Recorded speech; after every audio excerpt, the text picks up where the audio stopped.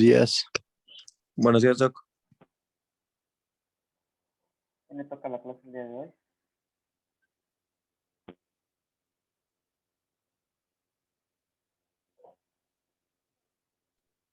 Le toca a Francisco, está en el hospital, creo.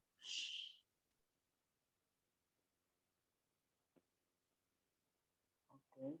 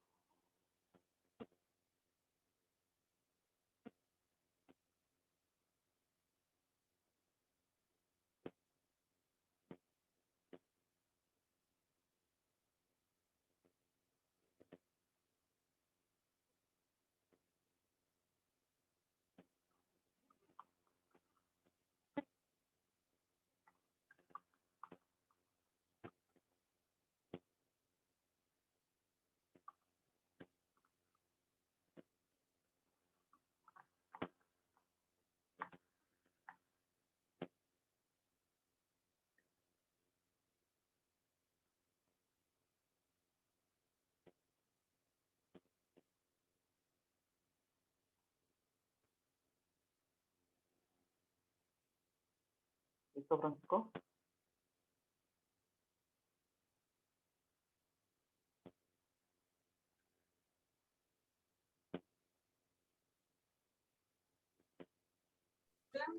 Ya estamos aquí en el salón, doc, pero nada más falta un adaptador para proyectarlo al pizarrón.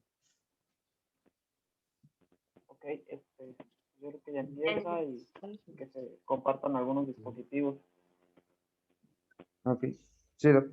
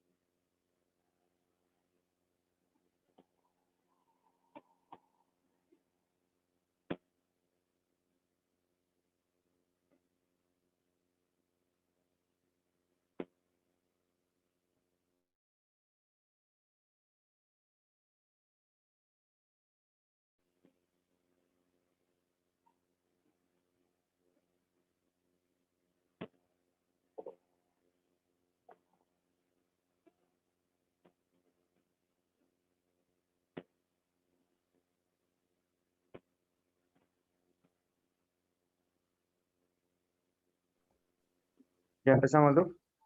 Ya, cuando tú digas, ya. Bueno. Sí, ya listo, doctor. Buenos días. Hola, doctor, buen día, bienvenido. Buenos días. Soy Francisco Javier. Perdón. Soy Francisco Vázquez, residente de primer grado de medicina interna.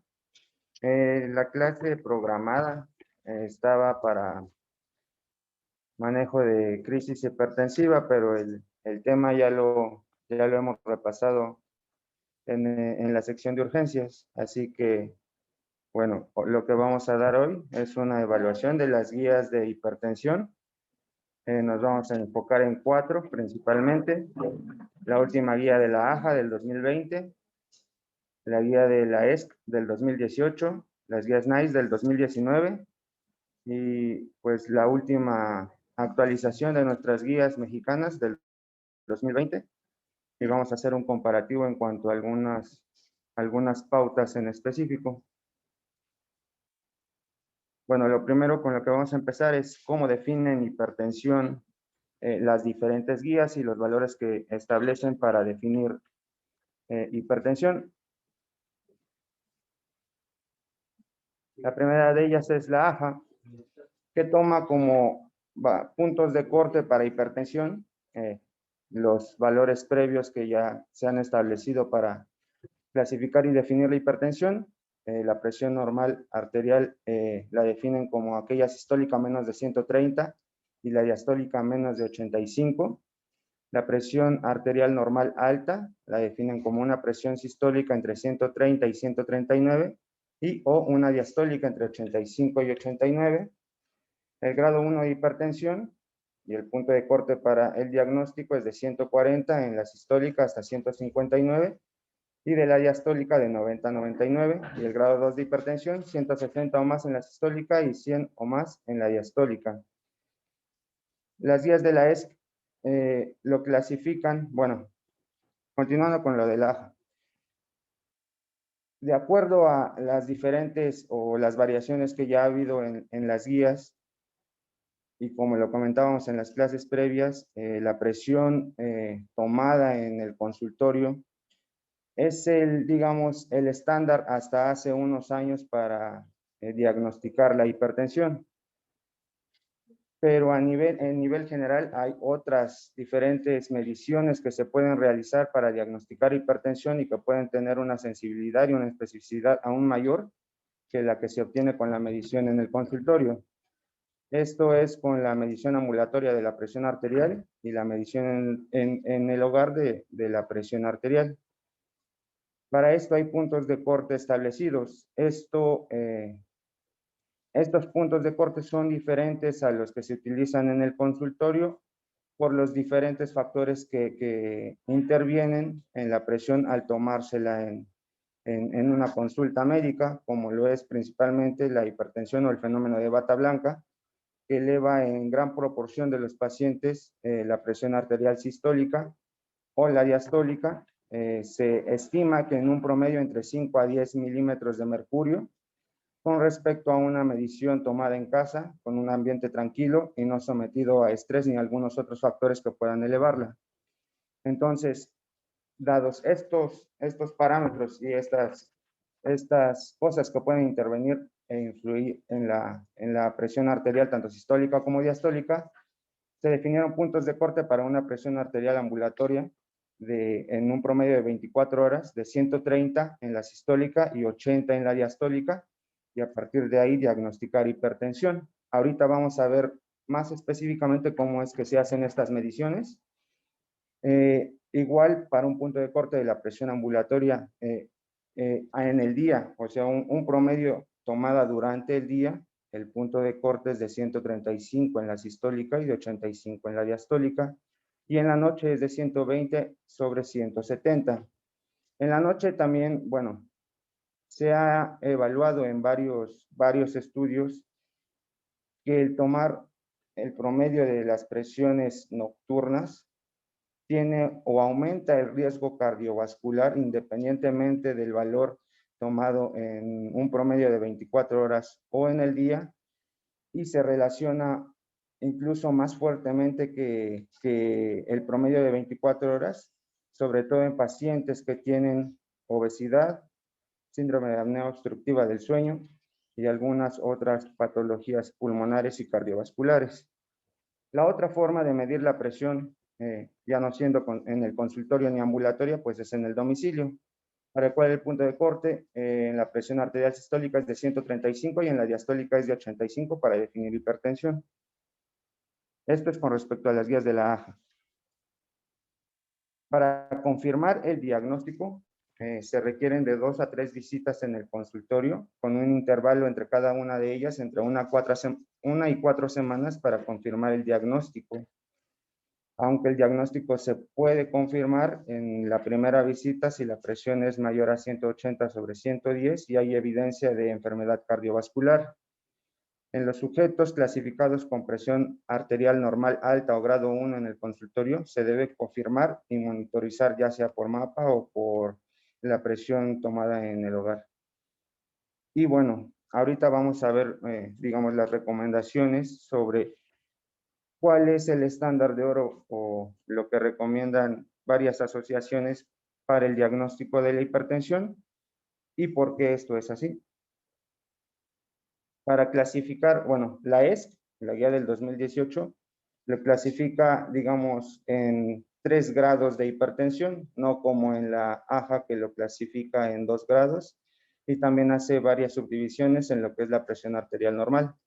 Y justifica sobre todo los pacientes que tienen una presión normal alta, es decir, sistólica entre 130 y 139 y o diastólica entre 85 y 89, el por qué este podría ser un grupo en específico en el cual un tratamiento farmacológico pudiera beneficiarse siempre y cuando se acompañe de un elevado riesgo cardiovascular, que ahorita vamos a clasificar este riesgo cardiovascular de acuerdo al score.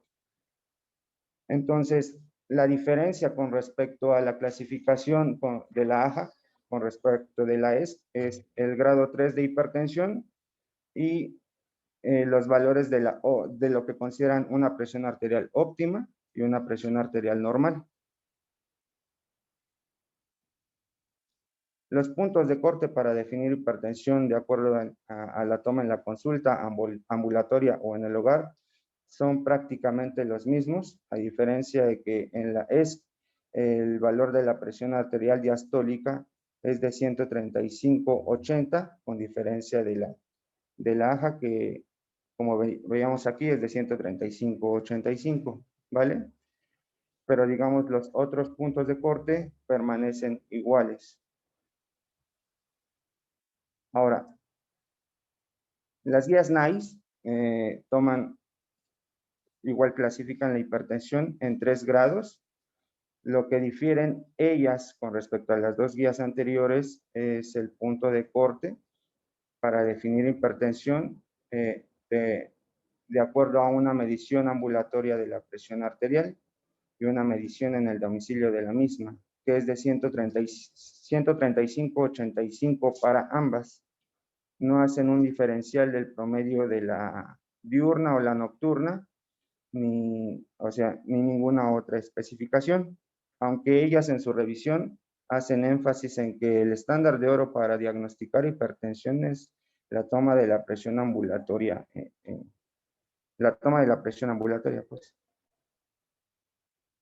Y el diagnóstico, según las guías NICE, confirman el diagnóstico cuando se tiene una presión arterial en el consultorio mayor a 140 o mayor a 90 en la diastólica, una mapa mayor a 135/85 o en el domicilio de 135/85. Y aquí está la especificación, que la mapa sigue siendo el estándar de oro para la medición de la presión arterial en la atención primaria, y como opción alternativa se puede considerar la medición en el domicilio de la presión arterial, siempre y cuando no se considere o no se pueda realizar este monitoreo ambulatorio de la presión.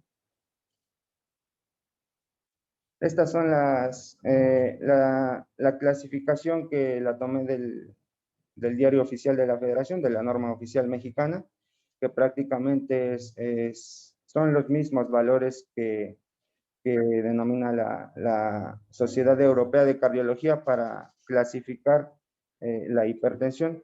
Con ellas no hay ninguna variación, y los mismos puntos de corte, de acuerdo a nuestras guías, se toman de la Sociedad Europea de Cardiología. En realidad no hace ninguna especificación y, como digo, casi es un copiar y pegar, pues. Y bueno, y los valores de corte son tomados de la guía del 2013. De la guía del 2020, que se acaba casi de actualizar en un consenso conjunto con la OMS, con la OPS y varios institutos acá que hicieron un lineamiento de varias otras enfermedades, hicieron guías de práctica clínica para muchas otras enfermedades, entre ellas la hipertensión arterial sistémica. Lo que me llama acá la atención es que, de acuerdo a nuestra guía, esta actualización, la prehipertensión la definen como una presión arterial sistólica entre 120 y 139 y una diastólica entre 80 y 89. En algunos estudios se ha observado que el incremento de la enfermedad cardiovascular se hace a partir de la presión arterial sistólica entre 115 y 120 milímetros de mercurio, pero no especifican claramente por qué este punto de corte en el valor de prehipertensión, y además no tiene digamos, no es un subgrupo en el que se pueda aplicar un tratamiento farmacológico de acuerdo a nuestras guías, pero como lo comentamos ahorita, lo vamos a ver en las otras guías, y que el punto de corte también para definir hipertensión en pacientes mayores de 60 años es de 150/90, no el punto de corte normal es 140/90.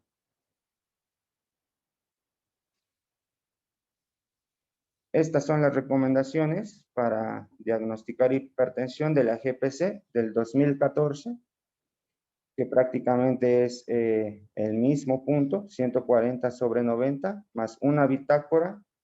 Lo que hacen referencia acá en nuestras guías y que al parecer no es muy redituable en nuestro medio y no se puede llevar a cabo tanto, es la medición ambulatoria de la presión arterial, por lo que toman como la alternativa la presión en el domicilio de la presión. Las especificaciones ahorita las vamos a ver exactamente, pero en el consultorio, digamos, las recomendaciones son igual que todas las demás guías, si acaso varían en algunos puntos y no son tan estrictos en la toma de las mediciones. Por ejemplo, en varios estudios se ha observado que la toma de la presión en varios puntos de la consulta tiene una mayor sensibilidad de que si tú solo tomas, digamos, una medición o dos mediciones y esas son tu promedio para diagnosticar presión arterial. Por eso es que la mayoría de las guías toma o considera que primero en la consulta se deben de realizar 3 mediciones en ambos brazos y el promedio de las 2 mediciones últimas es la presión arterial que se debe considerar como real para a partir de ahí empezar a hacer un screening o más mediciones. Entonces, bueno, eso fue en cuanto al diagnóstico y la clasificación. Ahora vamos a ver qué es lo que dicen las guías sobre medir la presión arterial. Y esta, bueno, es tomada de la ESC, los pasos que se deben seguir, e incluso hace una anotación bastante puntual, incluso también la AJA, sobre cuántos médicos de primer contacto, incluso especialistas, son capaces de tomar la presión arterial bien en el consultorio y qué tanto eso puede influir en el diagnóstico de hipertensión. La presión, si tú diagnosticas hipertensión en tu consulta de atención primaria en una primera visita, la sensibilidad de tu diagnóstico es de entre el 50 y el 60%. O sea que vas a estar sobretratando a muchos pacientes con una presión arterial elevada en el consultorio que no precisamente están cursando con hipertensión, aunque varios de ellos pueden tener hipertensión de bata blanca, que en muchos estudios también se ha observado que los pacientes con hipertensión de bata blanca tienen un riesgo cardiovascular aumentado con respecto a aquellos pacientes que son normotensos, pero el riesgo cardiovascular no se compara con ellos que en realidad son hipertensos crónicos. Entonces, sí hacen una consideración, incluso la guía de la AJA, la ESC, NICE y nuestras guías, todas meten una serie de pasos a realizar para una buena toma de la presión arterial y como lo repetimos, estas mediciones tienen que ser seriadas, espaciadas y bien realizadas para que tu toma de presión arterial sea fidedigna. Entonces, los pacientes, de acuerdo a estas guías, pues tienen que permanecer sentados en un lugar tranquilo durante 5 minutos antes de comenzar la medición de la presión arterial. Se deben registrar 3 mediciones con un intervalo separado de 1 a 2 minutos y se deben repetir si las primeras 2 mediciones hay una diferencia de más de 10 milímetros de mercurio. Y la presión arterial promedio es, digamos, el promedio de las últimas 2 mediciones. Pueden ser necesarias más mediciones si la diferencia entre ambos brazos es mayor a 15, según la guía de la AJA, según la guía de la ESC, mayor a 20, y se deben buscar causas alternativas de este diferencial de la presión entre ambos brazos. El manguito, el tamaño del mango o el brazalete del esfigmomanómetro tiene que ser adecuado al brazo del paciente y con digamos, con este gráfico se puede ilustrar un poco mejor, ¿no? La habitación, el ambiente donde se debe tomar la presión, bueno, debe ser una habitación tranquila, con temperatura confortable. El paciente no debe de haber consumido café, haber fumado o haber hecho ejercicio en los últimos 30 minutos previo a la toma de la presión. Debe haber ido al baño si es que lo consideraba necesario antes de la toma y se deben tomar 3 mediciones, como lo repetimos, y las 2 mediciones últimas. El promedio de las 2 mediciones últimas es el valor de pH que tomamos como valor, pues. Durante la medición, pues el paciente no debe estar hablando.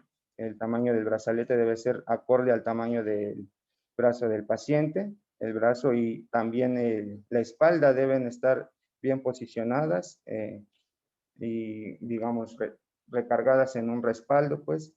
Y la toma tiene que ser con un dispositivo que esté calibrado y validado para la toma de la presión arterial. También se han hecho estudios comparativos de cuál es el dispositivo, digamos, más fiable para tomar la presión arterial. Y en aquellos médicos y enfermeras bien capacitados que utilizan un esfigmomanómetro manual, la sensibilidad es mucho más alta que los dispositivos oscilométricos, en los que disminuye la sensibilidad para la detección de hipertensión. Las guías NICE, bueno, esta es solo un resumen, son los mismos pasos para tomar la presión arterial. Aquellos pacientes, como repetíamos, que cursen con presión arterial normal alta o hipertensión grado 1, tienen que ser monitorizados ambulatoriamente o en su caso monitorizar en casa la presión arterial. Y bueno, esta es una revisión realizada es de un estudio británico, perdón, en el que se toman varias mediciones, incluso el estudio propone cuál es el screening, digamos, ideal para un paciente hipertenso.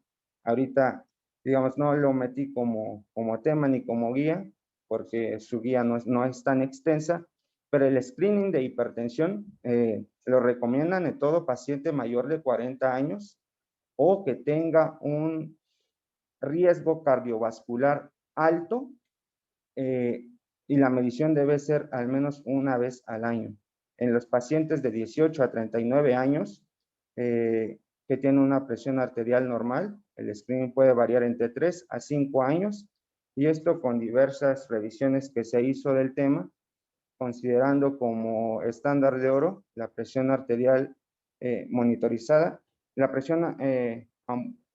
monitorización ambulatoria de la presión arterial como el estándar de oro, y esto basado en algunas, digamos, conclusiones que se realizaron de varios estudios, que esta forma de monitorizar la presión arterial es la que se asocia más con mayor riesgo cardiovascular, evento cerebrovascular y mortalidad por enfermedades cardiovasculares que la medición en casa y la medición en el consultorio.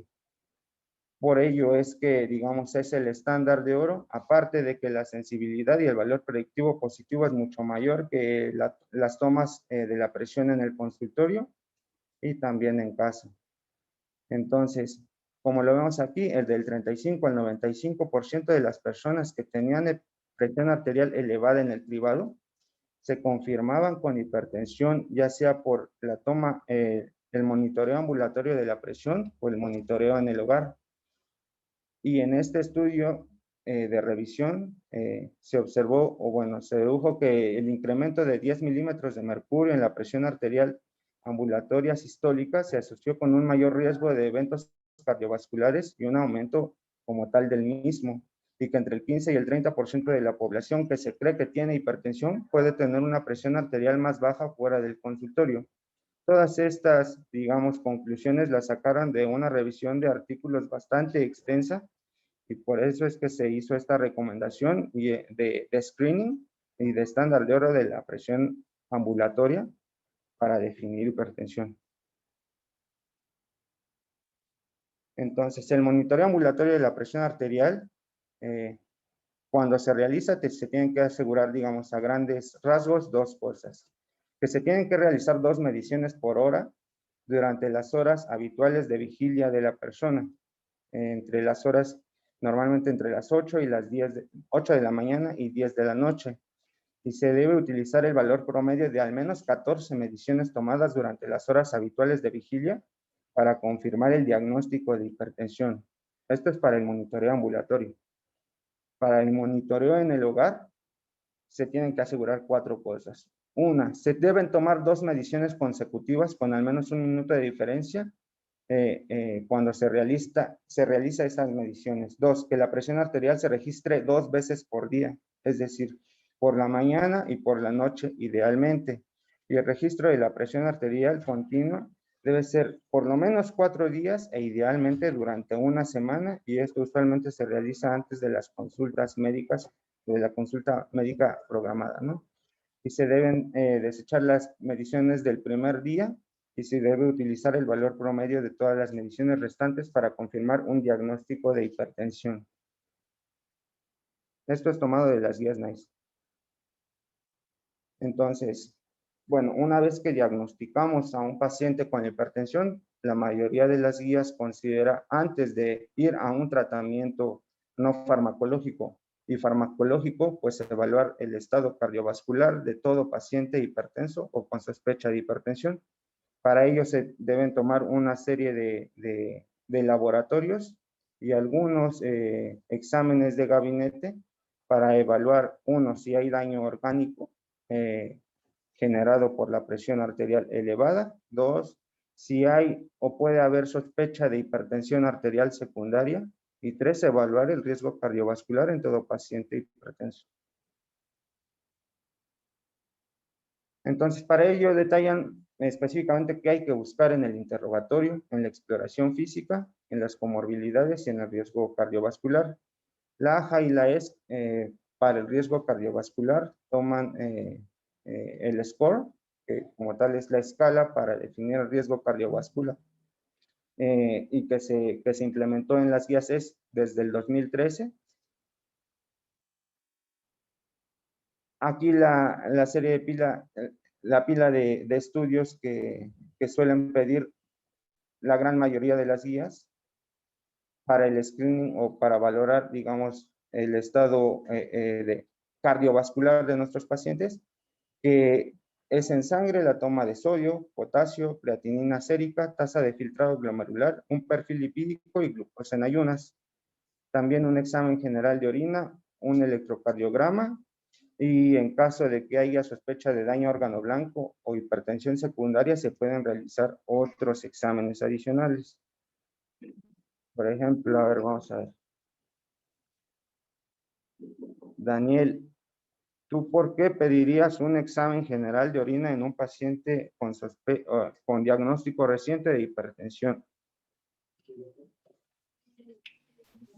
Por la probabilidad de que tenga nefropatía y bueno, para ver si tenemos proteinuria o alguna lesión a ese nivel glomerular.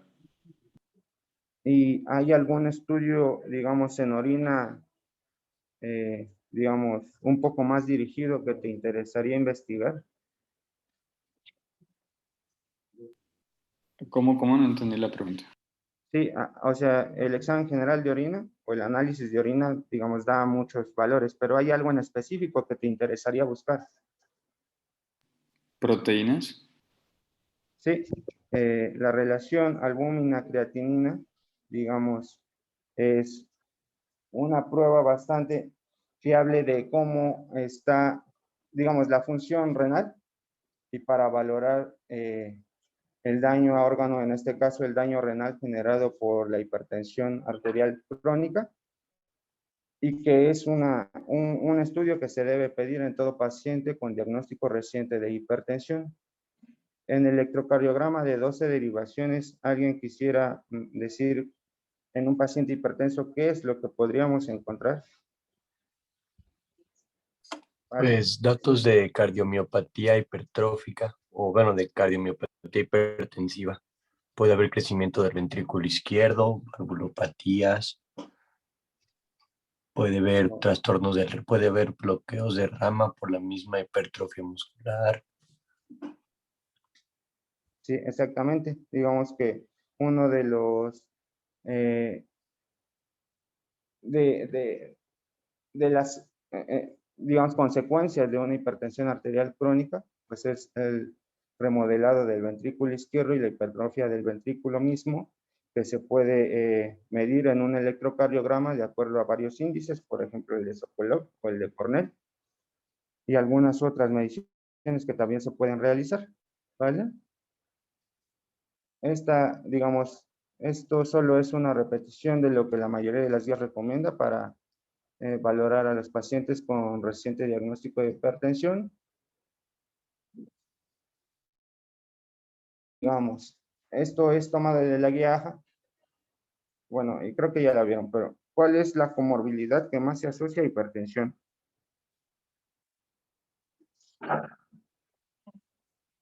No, la obesidad. Ajá.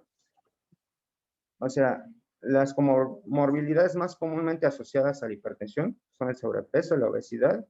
De acuerdo a la baja del 2020, en un 40% de los pacientes que tienen hipertensión son obesos o tienen sobrepeso. Las dislipidemias es la segunda comorbilidad mayormente asociada, sobre todo el LDL o los triglicéridos elevados. La hiperuricemia es la tercera comorbilidad asociada, y la diabetes se asocia entre un 15 y un 20% con los pacientes hipertensos. Y algunas otras como el tabaquismo, el consumo crónico de alcohol, el sedentarismo. Tomando todo esto en consideración, pues más del 50% de los pacientes hipertensos tienen factores de riesgo cardiovascular adicionales. Así que el diagnóstico de hipertensión, cuando diagnosticamos hipertensión, no solo diagnosticamos hipertensión, o sea, siempre hay alguna alteración metabólica, cardíaca, renal, que investigar en estos pacientes. Y esta es el score tomado del 2018 y cómo lo clasifica en varios grupos de riesgo. El grupo de bajo riesgo, pues es aquel que tiene a 10 años menos de 1% de riesgo de enfermedad cardiovascular.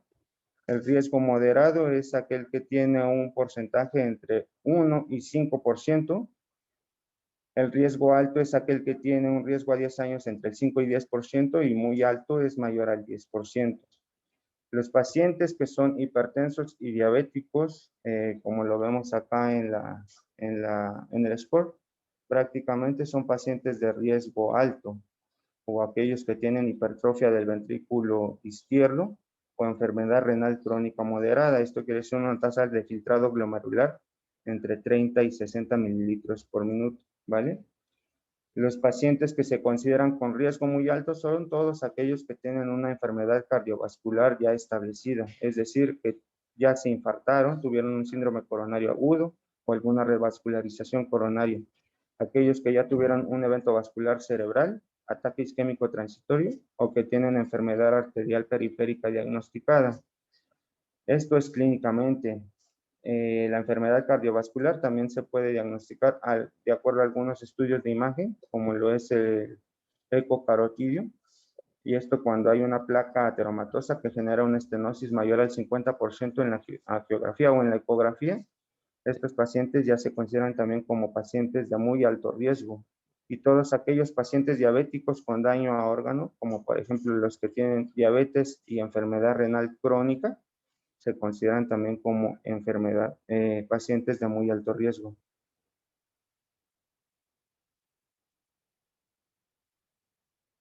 También para evaluar el riesgo cardiovascular, bueno, de acuerdo a los factores de riesgo y al nivel de presión arterial que maneja el paciente, se puede dividir en bajo, moderado y alto. Las guías NICE toman como evaluador del riesgo cardiovascular otra calculadora que toma en consideración muchos otros factores, no solamente, muchos más que los que toma la ESC, pero bueno, ahorita no lo metí en la presentación, que es el QRIS. De hecho, la calculadora está disponible en internet y toma como algunos otros factores de riesgo cardiovascular todos los estados inflamatorios crónicos, como lo pueden ser en pacientes con artritis reumatoide, psoriasis, lupus, o aquellas pacientes que durante un embarazo previo cursaron con preeclampsia, cosa que no hace la ESC o que no lo toma en consideración, aunque el QRIS tampoco considera la enfermedad cerebrovascular como un factor de riesgo que incremente el riesgo cardiovascular como tal en su calculadora, ni para sus estimaciones. Esto es tomado de nuestra guía, que prácticamente es un resumen de todo lo que acabamos de decir.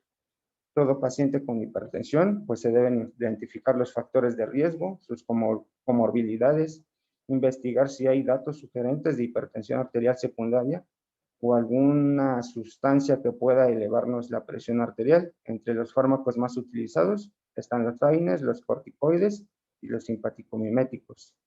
Si hay factores que puedan favorecer una crisis hipertensiva, en la exploración física, pues enfocarse en las comorbilidades, en el daño orgánico generado por la hipertensión y en datos sugestivos de hipertensión arterial crónica y la pila de laboratorios y estudios de gabinete que se deben pedir en cualquier paciente que se diagnostique con hipertensión y posteriormente evaluar el riesgo cardiovascular. Esta también es sacada de nuestra norma oficial mexicana. Como ven, igual es un copiar y pegar de la guía ESC, solo que acá la referencia no la encontré, pero ellos definen como pacientes de muy alto riesgo aquellos que tienen más del 30% a 10 años de sufrir un evento cardiovascular. Aquellos que tienen un riesgo alto es del 20 al 30%, moderado del 10 al 20% y bajo menor al 10%. ¿De dónde sacaron o cómo es que llegaron a estas conclusiones? Pues no hay referencia de estudios de por qué es lo que lo clasificaron así, pero bueno, ahí está. Entonces, dentro de ¿cómo se define el daño de órganos mediado por la hipertensión? Pues es toda alteración estructural o funcional de la vasculatura arterial y o los órganos que irriga causada por una presión arterial elevada. Y los órganos terminales que se incluyen dentro de este daño, pues está el cerebro, el corazón, el riñón, las arterias centrales y periféricas y los ojos. Y digamos, un pequeño resumen de qué es lo que enfocadamente pudieran generar y qué es lo que se pudiera buscar en pacientes cuando se busca este daño a órganos mediado por hipertensión. Esto es prácticamente lo mismo de nuestra norma. Y bueno, acá un resumen de todos los fármacos que pudieran elevar la presión arterial, que también es obligado buscarlo en todo aquel paciente, ya sea con hipertensión arterial crónica, que esté cursando con elevaciones de la TA, o en cualquier paciente que acuda en el consultorio con presión arterial elevada. La mayoría o la gran cantidad de fármacos, bueno, el principal fármaco que eleva la presión arterial y que es, digamos, como de consumo general en la población, pues son los AINES.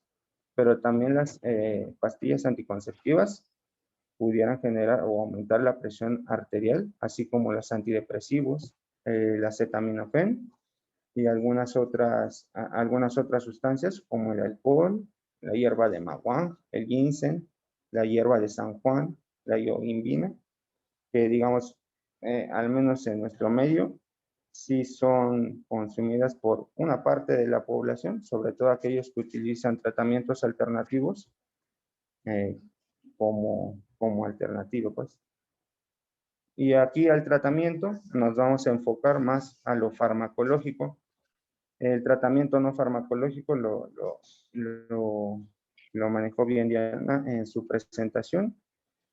Acá lo que vamos a enfocarnos pues es en lo diferencial, qué es lo que se diferencian las guías europeas y las americanas de nuestras guías y las guías NICE, que digamos en su primer paso como tratamiento farmacológico consideran nuestras guías y las guías NICE la monoterapia y de ahí la escalada a dosis máxima y después agregar un segundo fármaco cuando las TEAs no se controlan, contra lo que recomiendan las guías europeas y las guías de la AJA, que es iniciar con una terapia dual desde el inicio, pues, y algunos, digamos, sustentos en algunos estudios que apoyan este método para iniciar el tratamiento en cualquier paciente hipertenso.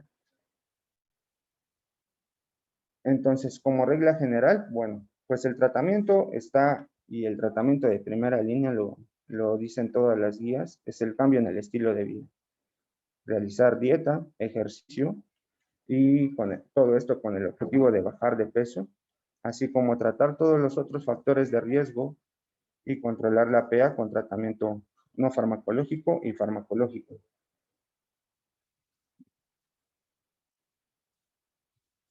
Entonces, la elección del tratamiento antihipertensivo, bueno, La guía es, en este aspecto hizo bastante énfasis y justifica bastante bien por qué es que se debería empezar con una terapia dual farmacológica desde que tú diagnosticas a un paciente con hipertensión. Esto es basado en muchos estudios que se han realizado. El primero de ellos es que, bueno, el principal o uno de los principales determinantes de que la mayoría de los pacientes hipertensos no estén controlados, entre el 50 y el 60% no logren un control de la presión arterial, es la mala adherencia al tratamiento. La mala adherencia al tratamiento se relaciona con algunas otras cuestiones de la vida misma del paciente y de la cuestión médica. Entre la cuestión médica, pues, está la complejidad que pudieran generar la toma de varias pastillas para el tratamiento antihipertensivo. En promedio, los pacientes hipertensos logran controlarse con 2 fármacos de diferente clase y después de 1 a 2 años de tratamiento, si es que llegan a controlarse.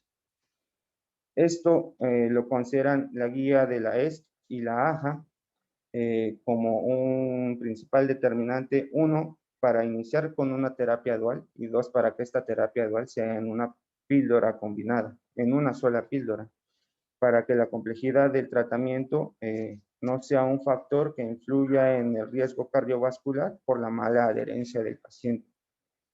Entonces, recomienda que el tratamiento con medicamentos se deba tomar solo una vez al día y esto en general con pastillas con una sola píldora con tratamiento combinado.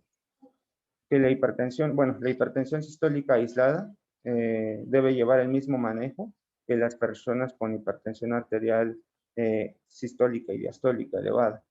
Y hay también las guías diferencian entre aquellos pacientes de raza afroamericana o africana que no logran controlarse la gran mayoría con inhibidores de la enzima convertidora de angiotensina.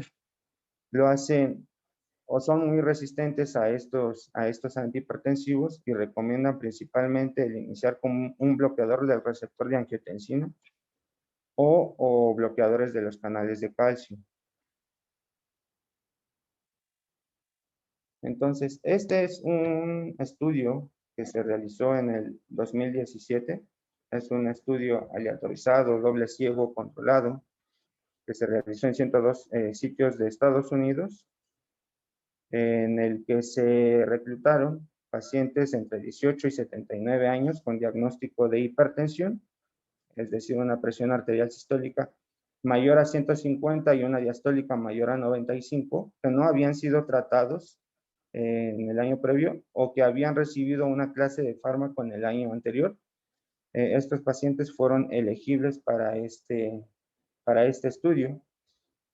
Se aleatorizaron 605 pacientes, de los cuales 432 completaron el estudio para el análisis, y el estudio duró 52 semanas y se dividió en 3 fases.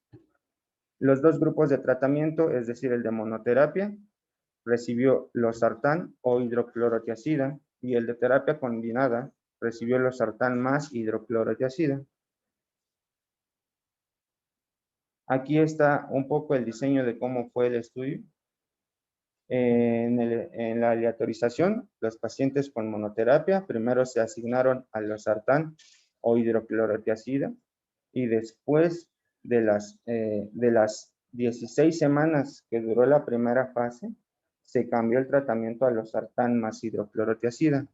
Los pacientes con terapia dual, desde el inicio recibieron losartán más hidroclorotiazida y después ambos grupos se homogeneizaron en la segunda fase del estudio para recibir losartán más hidroclorotiazida todos. Y en la tercera fase, que fue después de las 32 semanas, todos los pacientes seguían con la misma terapia, con la novedad de que se le podía añadir algún otro antihipertensivo, en este caso amlodipino, o amlodipino más doxazosina en caso de que los pacientes no tuvieran un buen control de su presión arterial. Los pacientes con monoterapia, como verán, se dividieron en 2 grupos a su vez, aquellos que recibieron losartán e hidroclorotiazida, pero después alternaron el tratamiento. Después de las 8 semanas, Los que estuvieron en la primera semana con losartán, después de las 8 semanas pasaron al tratamiento con hidroclorotiazida y viceversa. Esto fue para digamos, un estudio cruzado dentro de este mismo estudio para analizar otras variables, como lo es si la presión arterial se puede controlar mejor basado en los niveles de renina plasmática previos al estudio, y si la monoterapia dirigida de acuerdo a estos niveles de renina es mejor que la monoterapia dada así digamos, sin mayor criterio a los pacientes a los que se les inicia el tratamiento. Los resultados primarios, bueno, a evaluar fueron la reducción media del valor de la presión arterial sistólica en el domicilio durante la fase 1 y la fase 2 respecto al inicio, y la reducción de la línea de base de la presión arterial sistólica en el hogar en la semana 32. Los resultados secundarios fueron esta misma reducción, pero ya al término del estudio, es decir, a las 52 semanas, y la reducción de la presión arterial sistólica clínica para probar la regla ABCD. La regla ABCD, esta regla, bueno, es tomada de varios otros estudios en los que afirman que los pacientes adultos mayores se logra un mayor control de la presión arterial cuando se les trata con beta bloqueadores o IECAS, y los pacientes jóvenes logran un mejor control de la presión cuando se les dan bloqueadores de los canales de calcio o diuréticos. Entonces, esta es una gráfica del mismo estudio donde se observa las semanas en las diferentes fases del estudio. La fase 1 abarcó desde la semana 8 hasta la semana 16, la fase 2 desde la semana 16 a la 32 y la tercera fase de la 32 a la 52. Y en el otro eje tenemos la presión arterial sistólica tomada en casa. La línea roja nos muestra a todos los pacientes que tomaron una terapia combinada. La azul, los que estuvieron en monoterapia inicial con hidroclorotiazida, y la verde, la monoterapia con losartán al inicio. Y como vemos en el análisis, bueno, en la gráfica, hay una gran variación de la presión arterial sistólica entre los pacientes que inician con una terapia combinada respecto a los que inician con monoterapia, independientemente de si es hidroclorotiazida o losartán. Este beneficio digamos, se equilibra a la mitad de la fase 2 del estudio, que es en la fase donde todos los pacientes empezaron a tomar el mismo tratamiento, es decir, losartán más hidroclorotiazida, y permanece igual hasta la fase final del estudio, hasta la semana 52, donde prácticamente todos los pacientes tienen el mismo tratamiento, excepto aquellos que no lograron una presión arterial en la fase 3 y se les añadió amlodipina. Entonces, basado en esta gráfica y el análisis del estudio, pues determinan que el cambio medio de la presión arterial sistólica tomada en el domicilio desde el inicio hasta la semana 32 fue de menos 19.7 milímetros de mercurio en el grupo de intervención, es decir, en la terapia combinada, y menos 14 milímetros de mercurio en todo el grupo de la monoterapia, con una diferencia de menos 4.9 milímetros de mercurio entre los dos grupos, con un valor de P de 0.001 a favor de la terapia combinada. Durante la fase 1 de la terapia combinada fue superior a la monoterapia, con una diferencia de 8 y 10 milímetros de mercurio de la presión arterial sistólica monitorizada en el domicilio y en el consultorio respectivamente, y la presión arterial sistólica en domicilio mostró una reducción sustancial de acuerdo al nivel de renina plasmática y monoterapia utilizada en el análisis del ensayo cruzado, pero la terapia combinada logró descensos de la presión arterial sistólica sin discriminar entre los niveles de renina plasmática. Digamos, el estudio es un poquito más complejo, porque como decíamos, los pacientes fueron catalogados de acuerdo a terciles de la renina plasmática tomadas al inicio del estudio. En el tercil superior se vio que el losartán tenía mejor probabilidad de controlar la presión en estos pacientes, y en el tercil inferior la hidroclorotiazida. Entonces, digamos, una monoterapia dirigida de acuerdo a los niveles de renina plasmática, pudiera ser mejor que la monoterapia iniciada sin ningún otro factor en consideración para iniciar el tratamiento de hipertensión, pero entre los pacientes que toman o que inician una terapia dual, este efecto no es discriminatorio. O sea, independientemente de los niveles de renina plasmática, los pacientes logran un control de la presión arterial mayor que la monoterapia, digamos, individualizada, de acuerdo a este estudio. Entonces, digamos, el otro análisis, bueno, la otra conclusión es que la terapia combinada es mejor que la monoterapia personalizada basada en los niveles de renina plasmática, y en realidad no hubo una diferencia en la tasa general de efectos adversos entre los dos grupos. Ahí si quieren checar el estudio, bueno, ahí está la cita. Entonces, de acuerdo a este estudio y bueno, a muchos otros que se han realizado, la guía y la guía de la AJA recomiendan la terapia dual como terapia de primera línea o de primer paso en todo paciente con diagnóstico reciente de hipertensión. Estas son algunas otras anotaciones que hace la ES, que quiere decir que el tiempo requerido para el control de la presión arterial es menor con terapia doble y este disminuye el riesgo cardiovascular para lograr un control más rápido de la presión arterial.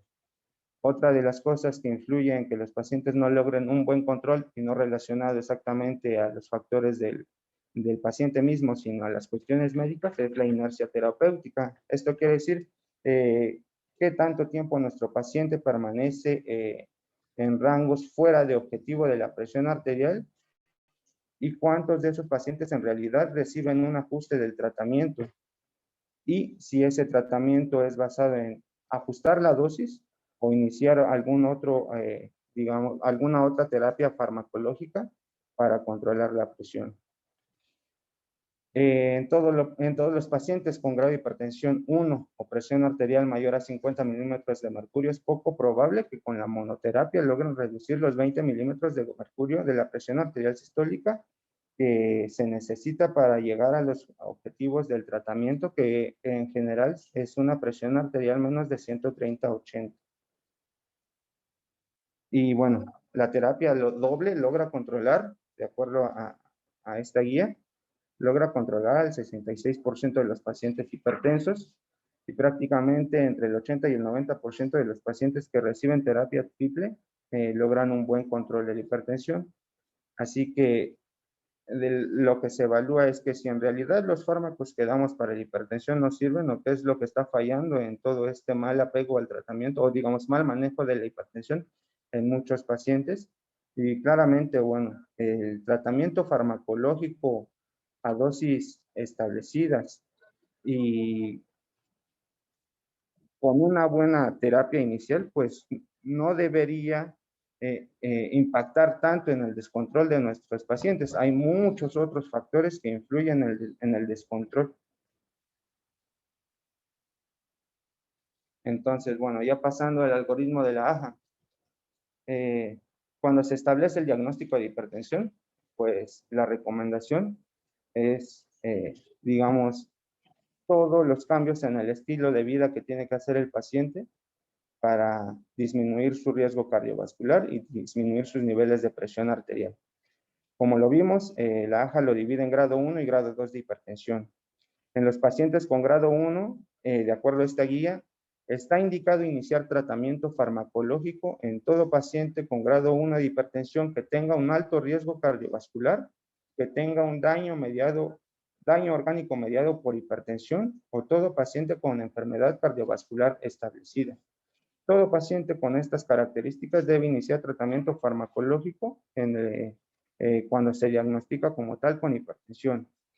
La variante acá es que todo paciente con un riesgo cardiovascular bajo y una hipertensión grado 1 pudiera intentar de 3 a 6 meses de cambios en el estilo de vida antes de iniciar con una terapia farmacológica. En la otra parte del algoritmo, en el grado 2 de hipertensión, no hay más tema. Los pacientes deben recibir tratamiento antihipertensivo sí o sí. Y acá está más detallado cómo son los pasos para iniciar una terapia antihipertensiva en los pacientes con reciente diagnóstico. En el paso 1, bueno, en la columna del extremo derecho, verán que hay grupos farmacológicos que se definen como A, C y D. Los del grupo A son los IECAS y los ARA. Los del grupo C son los bloqueadores de canales de calcio dihidropiridínicos, o sea, como el nifedipino, el amlodipino. Y los del grupo D son los diuréticos tipo tiazida. Entonces, desde el paso 1, donde se recomienda una terapia dual a dosis bajas, y las dosis bajas las determinan como todas la mitad de la dosis máxima recomendada. La terapia inicial debería ser con un fármaco del grupo A más un fármaco del grupo C, es decir, un IECA o un ARA más un bloqueador de canal de calcio dihidropiridínico, ¿vale? En el grupo 2, digamos, en el paso 2 del tratamiento, la terapia dual se continúa con la diferencia de que la dosis se incremente a la terapia máxima recomendada, a la dosis máxima recomendada o tolerada por el paciente.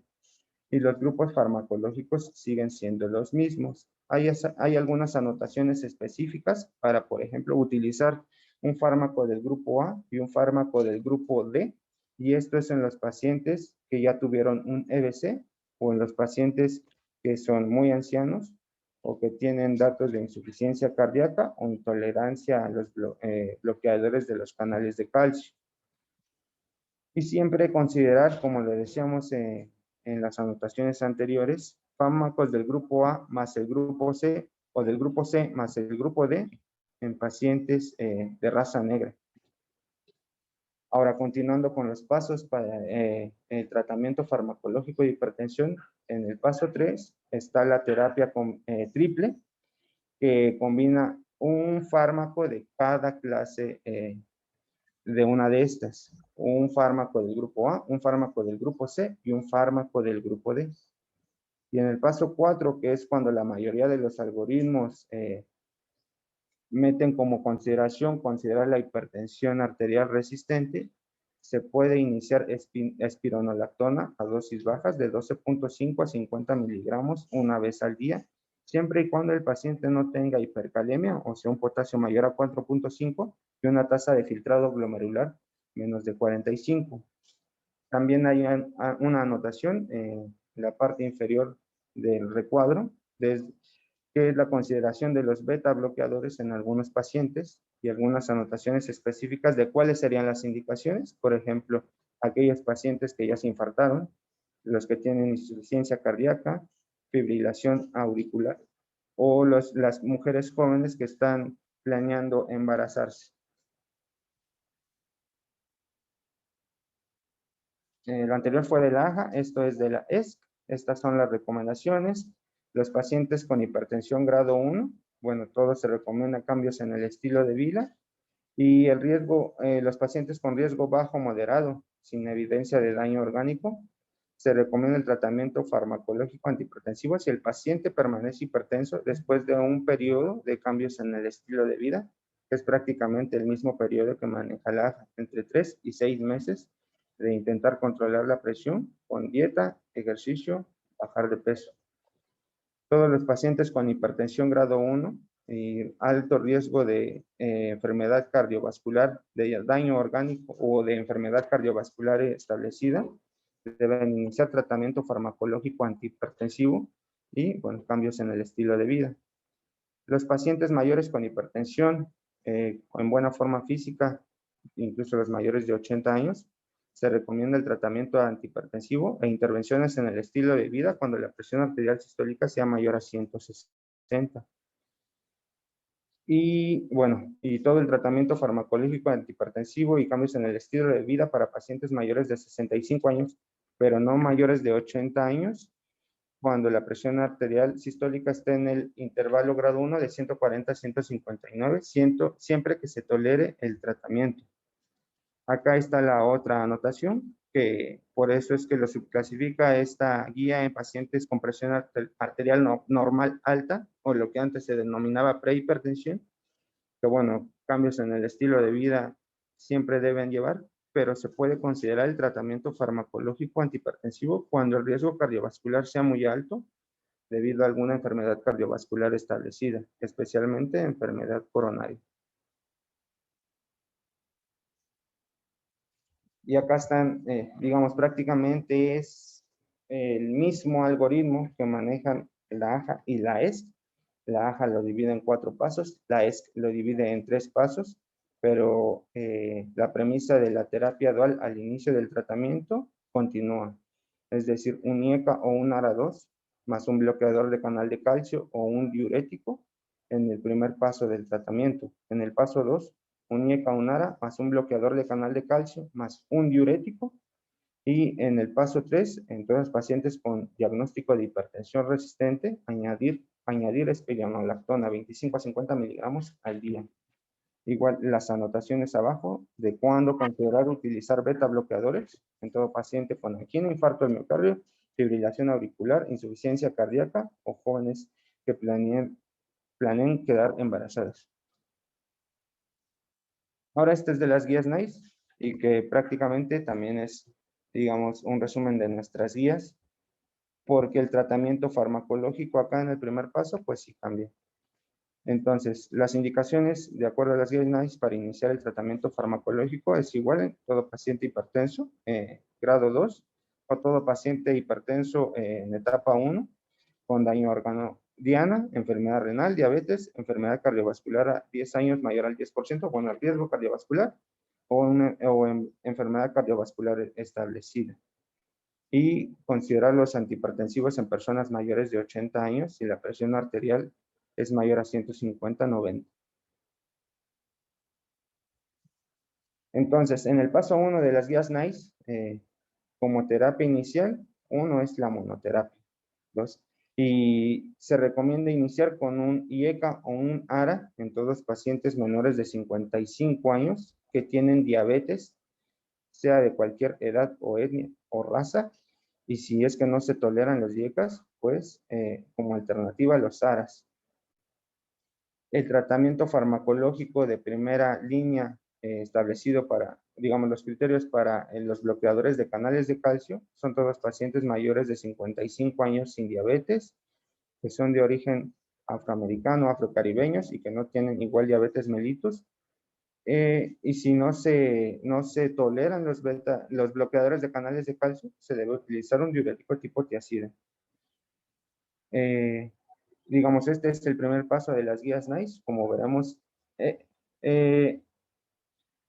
hacen anotaciones puntuales de la revisión de artículos que se realizaron para llegar a estas recomendaciones y qué es lo que consideró apropiado el panel de expertos. Y ellos argumentan que no hay evidencia de buena calidad ni que sustente el iniciar como primer paso antihipertensivo una terapia dual con respecto a la monoterapia. Por ello es que en sus guías con respecto a las guías del 2011 no cambian su manejo farmacológico prácticamente. En el paso 2 de las mismas guías, bueno, todo paciente con IECA o ARA mal controlado se puede utilizar un bloqueador de canal de calcio o un diurético similar a la tiazida. En este caso, bueno, clortalidona, ¿no? Y los pacientes con bloqueador de canal de calcio mal controlado se puede añadir un IECA, un ARA, un diurético similar a tiazida. Y todos los pacientes afrodescendientes sin diabetes mellitus que toman fármacos del paso 1 y que estén mal controlados, se puede añadir un ARA o un IECA. Y como de preferencia, un ARA. Si con los fármacos del paso 2 no hay un buen control, se debe ofrecer una combinación de un fármaco de cada clase, es decir, un IECA más un bloqueador de canal de calcio, más un diurético tipo tiazida. Y bueno, estas son las recomendaciones de la GPC del 2014, que el manejo farmacológico es muy similar a lo de las guías NICE. El tratamiento de primera línea es monoterapia. Aquí añaden los beta bloqueadores como fármacos de primera elección, sin añadir especificaciones puntuales en cuándo usarlos. Y la terapia de segunda línea, es decir, una combinación de 2 o más fármacos de los que se utilizaron en el primer paso del tratamiento. Como recomendaciones, pues argumentan iniciar la monoterapia con diuréticos tiacídicos. Como primera línea, pues la prescripción razonada, esto quiere decir dosis bajas del primer fármaco utilizado y después incrementar gradualmente, dependiendo de la respuesta y el control de la presión arterial del paciente, y después añadir un segundo o tercer fármaco si ya se administraron dosis máximas de fármacos prescritos y que sean toleradas por el paciente. Y este es de la guía de práctica del 2020, que en la parte del tratamiento farmacológico, después de iniciarlo, se debe citar al paciente 2 a 4 semanas para valorar la respuesta y las reacciones adversas, y si es que se llegó a la meta de menos de 140-90 sin algún efecto adverso cardiovascular. Acá está, digamos, el algoritmo de esta guía, que es como tratamiento de primera línea en los menores de 55 años, iniciar con un IECA, enalapril o captopril, o en mayores de 55 años, un bloqueador de canal de calcio, amlodipino, o un diurético tiacídico o tipo tiacídico, como la hidroclorotiazida o la clortalidona. En la segunda línea del tratamiento, pues es la combinación de estos tratamientos de primera línea, es decir, un IECA más un bloqueador de canal de calcio, o un IECA más un diurético tiacídico. Y en la tercera línea, combinar fármacos de las tres clases, un IECA más un bloqueador de canal de calcio más un diurético tiacídico. Ellos consideran que en la cuarta línea, en el cuarto paso del tratamiento, la espironolactona no es el tratamiento de elección, sino lo puede ser un diurético a dosis alta, un alfa bloqueador o un beta bloqueador, y enviar al paciente a segundo nivel. Este, digamos, es el resumen de lo que acabamos de mencionar en cuanto al tratamiento de nuestras guías. Y bueno, la mayoría de las guías, como decíamos, la hipertensión no es una enfermedad que aparece solita, pues, sino que se asocia a algunas otras comorbilidades. También dan sus recomendaciones puntuales del manejo de la hipertensión en comorbilidades específicas, como por ejemplo pacientes que ya tuvieron un infarto, en pacientes con insuficiencia cardíaca, con enfermedad renal crónica, con fibrilación auricular. Sobre todo esta parte del tratamiento es más extensa en las guías de la ESP. Hacen una revisión bastante extensa de muchos otros estudios y metaanálisis para hacer las recomendaciones que ahorita vamos a mencionar. Digamos, como regla general, esto es lo que recomienda la AJA del 2020 en el tratamiento de pacientes con hipertensión más diabetes. Todo paciente con diabetes debe iniciar con un IECA o un ARA y un bloqueador de canal de calcio o un diurético tipo tiacida. Estos son los fármacos de primera línea. Aunque los primeros fármacos que se evaluaron y que disminuían o que protegían del impacto de la presión arterial y de la diabetes en la función renal, pues fueron los IECAS. Incluso hubo un estudio ya del siglo pasado, en 1980, los 90, sobre el doble tratamiento antihipertensivo para bloquear el sistema renina-angiotensina, o sea, utilizando un IECA y un ARA, o el alistiren más un IECA, esto con el objetivo de proteger al riñón de los efectos que pudiera tener la diabetes y la hipertensión en la función renal misma. Y lo que se observó es que el doble bloqueo del sistema renina-angiotensina, pues más que beneficiar al paciente, generaba lesión renal aguda, que a veces era poco revertible.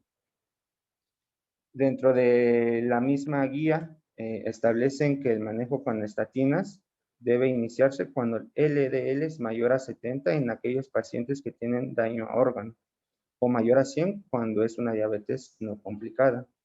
Y en todo paciente, bueno, en todo paciente son cambios en el estilo de vida y el objetivo de la presión arterial es menos de 130/80. Digamos, esto es muy de la mano con lo que determinan las guías de la ESC, que recomiendan tratamiento farmacológico en los pacientes diabéticos con la presión arterial mayor a 140/90. Para los pacientes se recomienda un objetivo de presión arterial sistólica menos de 130, pero no menor a 120. Y para personas mayores de 65 años, un objetivo entre 130 y 139. La presión arterial diastólica, el objetivo es menor a 80, pero nunca menor a 70.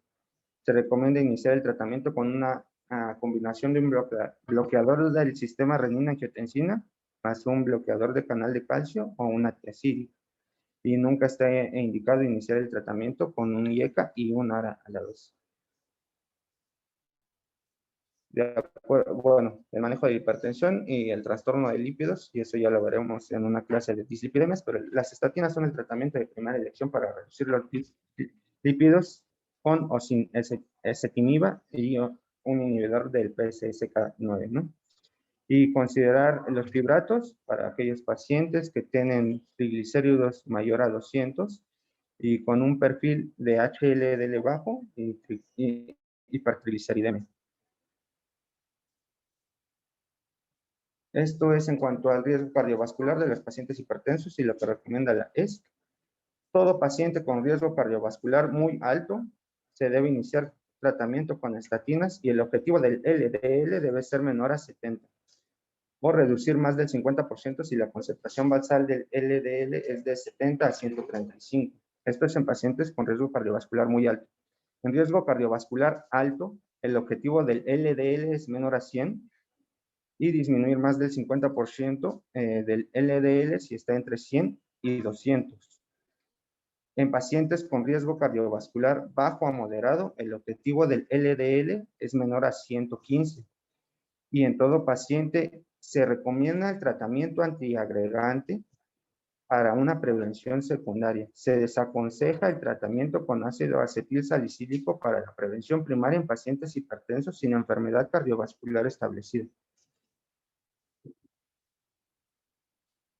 En pacientes con hipertensión y enfermedad arterial coronaria, las recomendaciones generales y el tratamiento recomendado de primera línea es un IECA, un ARA, un beta bloqueador o un bloqueador de canal de calcio. Y el objetivo en estos pacientes que ya tienen una enfermedad arterial coronaria, el LDL objetivo es menor a 55 e iniciar con un tratamiento antiplaquetario con ácido acetil salicílico. Esta igual es la recomendación para los pacientes con enfermedad coronaria de acuerdo a la ESC, que es prácticamente lo mismo, iniciar con un IECA o un ARA más un beta bloqueador o un bloqueador del canal de calcio y la combinación de triples fármacos anteriores en caso de que no se logre las metas de presión arterial.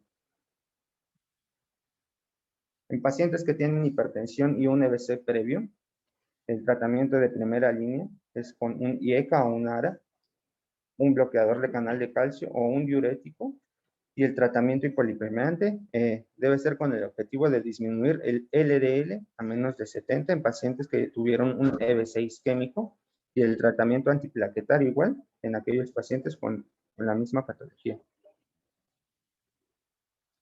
En pacientes con insuficiencia cardíaca, el objetivo de la presión arterial es menos de 130/80, iniciar con un IECA, un ARA, un beta bloqueador y un antagonista del receptor de mineralocorticoides. Todos son eficaces para mejorar el resultado clínico y los diuréticos se limitan a la mejoría sintomática.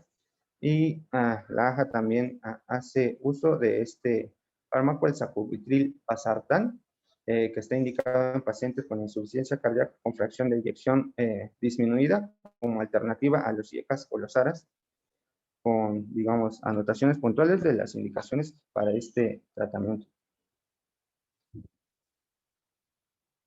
Y acá está el mismo manejo de la ESC, las recomendaciones son la misma, la verdad es que no hay variación en cuanto a las recomendaciones. Esto es el tratamiento que recomienda la ESC para los pacientes que tienen hipertensión y fibrilación auricular, es decir, iniciar con un IECA o un ARA, más un beta bloqueador o un bloqueador del canal de calcio no dihidropiridínico, como el verapamil o el diltiazem. Y el paso 2 es una combinación de los fármacos de primera línea. En los pacientes con hipertensión y enfermedad renal crónica, el objetivo de la presión arterial según la AJA también debe ser menos de 130/80. Iniciar con un IECA o un ARA, y son los fármacos de primera línea porque disminuyen la expresión de albúmina en la orina, y se puede añadir un bloqueador de canal de calcio o un diurético. Cuando la tasa de filtrado glomerular es menor a 30, se añade un diurético un diurético ácido. Y pues bueno, siempre está en el tratamiento controlar la tasa de filtrado glomerular, la microalbuminuria y los electrolitos séricos. Esta es la recomendación misma de los pacientes con hipertensión y enfermedad renal crónica de la ES. Digamos, tampoco hay ninguna variación. Siempre se debe iniciar con un IECA o un ARA. Y en los pacientes con tasa de filtrado glomerular menos de 30, añadir un diurético de ácido. Esto es en los pacientes con hipertensión y EPOC, en los cuales se recomienda iniciar con un ARA, un bloqueador de canal de calcio o un diurético como primera línea, y solo los beta bloqueadores en pacientes seleccionados. Como recomendación general, pues los niveles de LDL deben ser menos de 70 miligramos en todos aquellos pacientes con hipertensión, enfermedad cardiovascular establecida, diabetes mellitus o enfermedad renal crónica, y menor a 100 en pacientes de alto riesgo. Menor a 115 de LDL en pacientes de riesgo bajo o moderado. Controlar o monitorizar la glucosa en ayunas, que debe ser menos de 126, el ácido úrico menos de 6.5 y de menos de 6 en pacientes que tienen gota, y la terapia antiplaquetaria en pacientes que tienen enfermedad cardiovascular para la prevención secundaria. Digamos, esta es las recomendaciones de nuestras guías del 2020, de acuerdo a especificaciones puntuales. En pacientes mayores de 75 años con una presión arterial sistólica mayor a 150, se recomienda iniciar con un bloqueador de los canales bloqueador de canal de calcio, amlodipino 5 miligramos al día.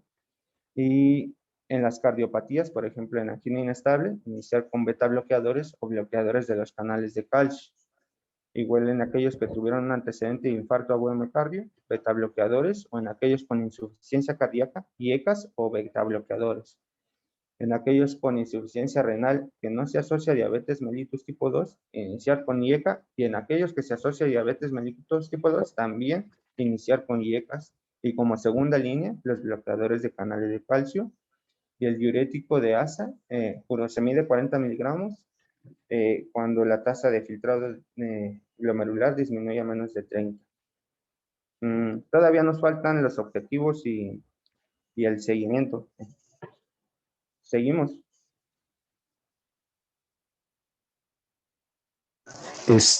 Son 9:30. Son 8:30.